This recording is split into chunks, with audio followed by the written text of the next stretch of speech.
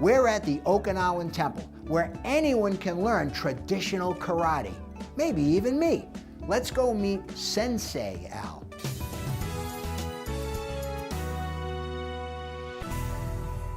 Sensei Al, konnichiwa. Konnichiwa. There must be a certain skill level to teach karate. Now, we know that you're a black belt.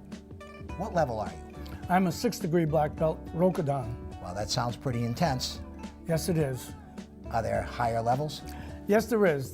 There are only 9 achievable ranks in karate systems. The 10th degree is left by the Grand Master. When he passes on, he will leave it to his senior student. And what kind of training does it take to get to that level?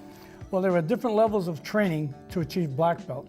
Once you achieve black belt, it takes years to perfect what you've learned, and there is more training involved. There are many years of training to perfect all your techniques and katas to move up in rank. Tell me, what is kata? Kata is a series of moves put together for remembrance and training value. It was introduced in Okinawa when karate training was punishable by death. So they practiced on their own, practicing techniques taught by the masters. So is this why a lot of time when you see people practicing, they're alone? Yes. Now, how long have you been training and learning? I've been training since 1969. I began when I was in the Air Force.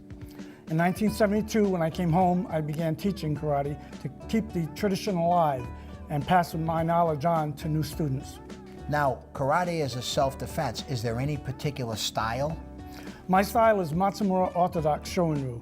That means it is a traditional karate system, never been changed, altered, or commercialized. That style sounds very Japanese. Yes, it is. It comes from Okinawa, the birthplace of karate. Now, the mystique about karate, did it really all happen in Japan? In Okinawa, because the Japanese Satsuma clan had taken over the island and disarmed everyone. So they were only allowed to take their farming and fishing tools, which they converted to weapons. Have you been there? Yes, I have. We just returned from a trip last October. It was my 3rd trip to Okinawa. We trained at the Budokan with some of the great masters on Okinawa. And the techniques and the discipline that you've learned in Japan, you take here to impart to your students? Yes, I teach the children Japanese culture and language as well. Sensei Al, your style, Matsumura, an old traditional karate. Could you explain a little? Well, basically, it's maximum results with minimum effort. Training here is based on repetitive training, which creates instinctive responses. Now, that sounds pretty intense. So that's why when I was watching a class earlier, I didn't see any jumping jacks or push-ups. That's correct. That's what differentiates us from other karate schools. We have a traditional training system which does not include exercising, jumping jacks, or acrobatics. This is strictly a traditional karate training. So students in your class get 100% technique? Yes, they do. You teach men, women, and children, and I understand that a lot of them have gone on to successful careers.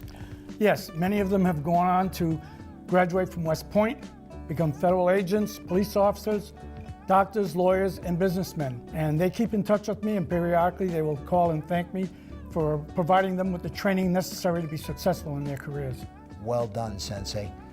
Okinawan Temple, traditional karate taught by Sensei Al. Now that was a lot of fun. We learned about some very interesting and diverse businesses right here in Smithfield. Join us next time as we discover Rhode Island. Sensei, we ready? Ha! Well, let's have someone with more experience try it.